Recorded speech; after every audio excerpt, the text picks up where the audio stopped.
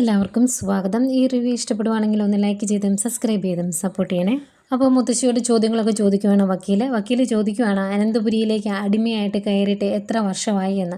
എന്നിട്ട് മുത്തശ്ശി ഇങ്ങനെ മനസ്സിലാകാതെ നോക്കി നിൽക്കുമ്പം അയാൾ ഒന്നുകൂടെ എടുത്ത് പറയും, അങ്ങോട്ട് വിവാഹം കഴിഞ്ഞ് എന്നിട്ട് എത്ര വർഷമായി എന്നാണ് ഞാൻ ചോദിച്ചത്.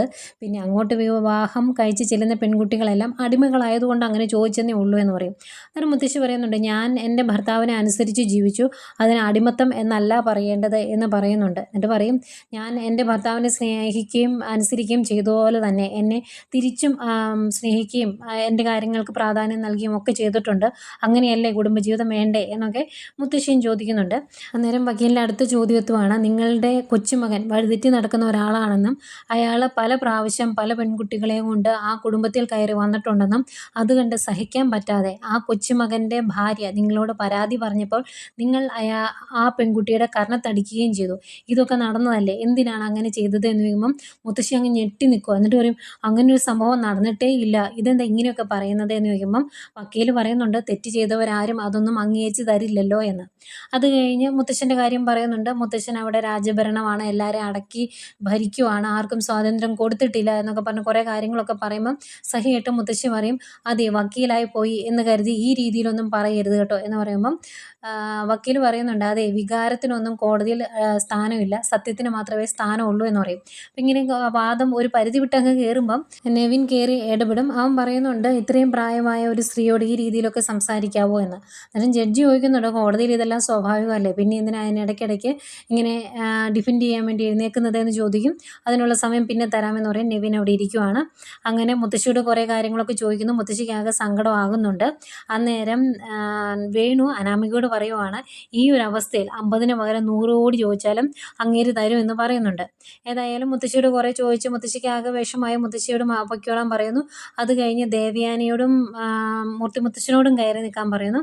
അന്നേരം ദേവയാനിയോട് ചോദിക്കുന്നുണ്ട്, നിങ്ങളുടെ മരുമകൾ നിങ്ങളുടെ വീട്ടിലോട്ട് മുഖം മറിച്ചാണ് കയറി വന്നത്, വിവാഹം കഴിച്ചതെന്ന് അറിഞ്ഞു, ആ സമയത്ത് നിങ്ങൾ ആ പെൺകുട്ടിയെ സ്നേഹിച്ചിരുന്നോ എന്ന് ചോദിക്കും. അന്നേരം ദേവയാനി പറയുന്നുണ്ട്, അന്ന് എനിക്ക് അവളോട് വലിയ സ്നേഹമൊന്നും ഇല്ലായിരുന്നു, വെറുപ്പായിരുന്നു എന്ന്.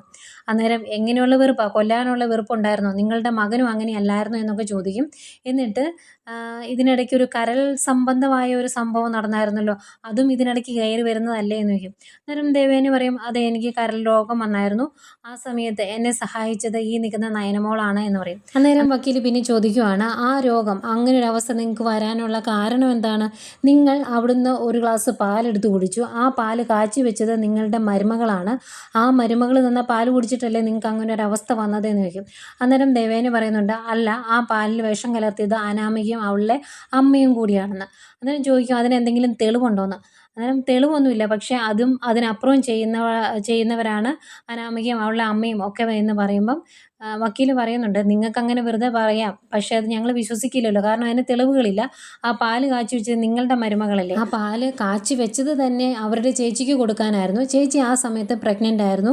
അപ്പോൾ തന്നേക്കാൾ മുന്നേ തൻ്റെ ചേച്ചിക്ക് കുഞ്ഞുണ്ടാകുന്നതിലുള്ള ദേഷ്യം കൊണ്ടല്ലായിരുന്നു അന്ന് ആ പെൺകുട്ടി അതിനകത്ത് വിഷം കലർത്തി വെച്ചത്, അത് നിങ്ങൾ അബദ്ധത്തിൽ എടുത്ത് കുടിച്ചു. അപ്പം സ്വാഭാവികമായിട്ടും നിങ്ങൾക്ക് അസുഖം വന്നു, മരണത്തോട് മല്ലടിച്ച് കിടക്കേണ്ട ഒരു അവസ്ഥ വന്നു. അന്ന് കുറ്റബോധം തോന്നി അവർ കരൾ തന്നു, അങ്ങനെയല്ലേ സംഭവം എന്ന് ചോദിക്കും. അന്നേരം ദേവേനി പറയുക, അങ്ങനെയല്ല എന്ന് പറയുന്നുണ്ട്. അതുപോലെ അങ്ങനെയൊന്നും അല്ലായിരുന്നു എന്ന് നയനയും പറയുന്നുണ്ട്.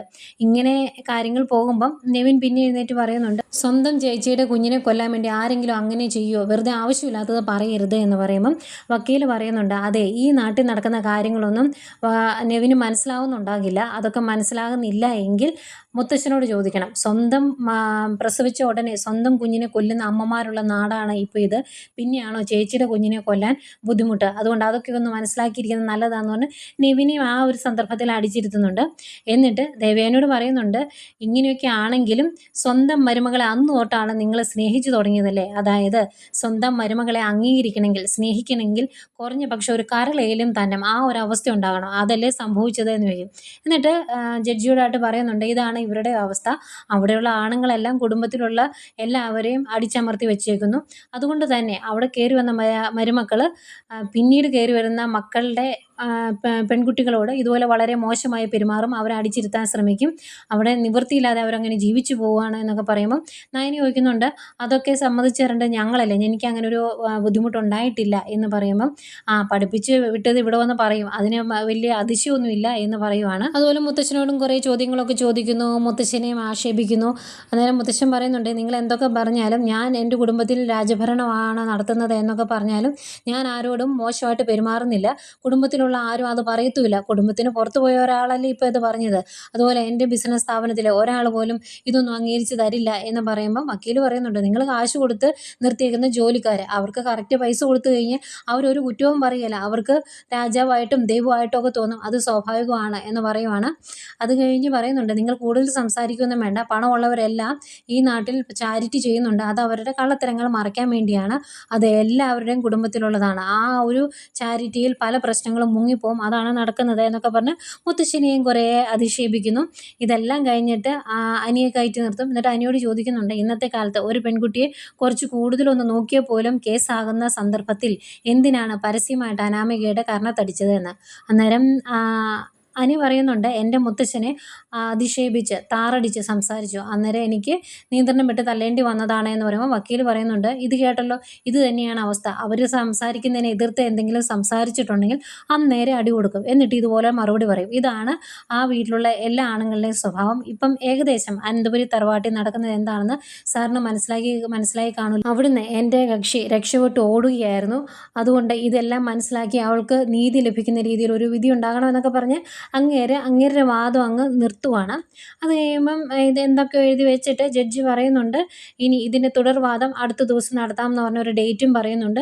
ഏതായാലും അവിടുന്ന് ഒരുപാട് വിഷമിച്ചാണ് എല്ലാവരും, മുത്തശ്ശനും മുത്തശ്ശിയും അടക്കം എല്ലാവരും ഒരുപാട് വിഷമിച്ചാണ് കോടതിയിൽ നിന്ന് പുറത്തേക്ക് ഇറങ്ങി പോരുന്നത്.